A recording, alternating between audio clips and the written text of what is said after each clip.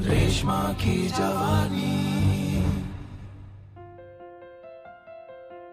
पहले प्यार, पहली डेट और पहली कमाई की खुशी का अंदाजा दुनिया के किसी तराजू में तोलकर नहीं लगाया जा सकता। पहली कमाई आने वाले कल के लिए एक उम्मीद लेकर आती है।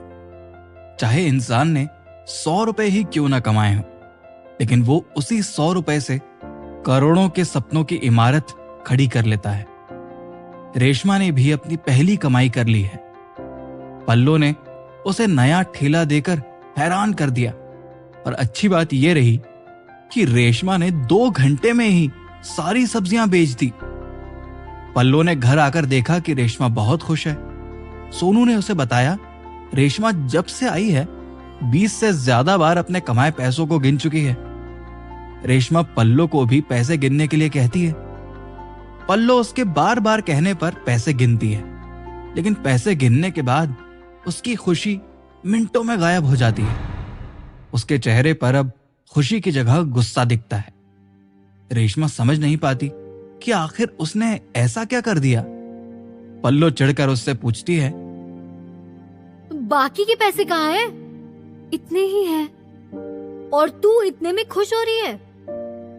हाँ, पहली कमाई है ना, इसलिए। बेटा, इसे पहली कमाई नहीं, पहला घाटा कहा जाएगा।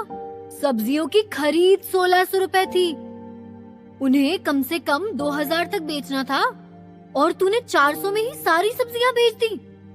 यार, तेरा मैथ तो कमाल का है, फिर तू ऐसी गलती करके खुश कैसे है? हमको बता कि सब्जियां कैसे बेची तूने। रेशमा उसे समझाती है कि उसने बाकी पैसों के बदले लोगों का आशीर्वाद लिया है। वो बताना शुरू करती है कि सबसे पहले सावित्री चाची आई। उसने 80 रुपए की सब्जियों के बदले उसे 20 रुपए और ढेर सारा आशीर्वाद दिया। वो बेचारी अकेली कमाने वाली है, रो रही थी, तो रेशमा ने उसे 20 रुपए में ही सब्जियां दे दी। उसके जाने के बाद तो भीड़ ही लग गई थी। रेशमा पल्लो से कहती है कि बस्ती में कितनी गरीबी है, सब परेशान हैं। सब उसे अपनी दुख भरी कहानी सुनाते रहे और उसने सबको कम दाम में सब्जियां दे दी। रेशमा अभी भी खुश हो रही थी। उसकी बातें सुन पल्लो और सोनू ने अपना माथा पकड़ लिया। फिर पल्लो ने उसे समझाना शुरू किया। रेशमा, वो लोग अगर गरीब हैं तो हम कौन सा किसी रियासत के महाराज हैं? हम भी उन्हीं में से हैं। जिन लोगों को तूने ये सब्जियां मुफ्त में बांटी हैं, वो सब कोई ना कोई काम करते हैं। कल उनके पास जाकर वो सामान लेना जो वो बेच रहे हैं, और कहना कि तेरे पास पैसे नहीं है, तुझे वो सामान कम दाम में दे दे। कोई नहीं देगा, क्योंकि सबको अपना धंधा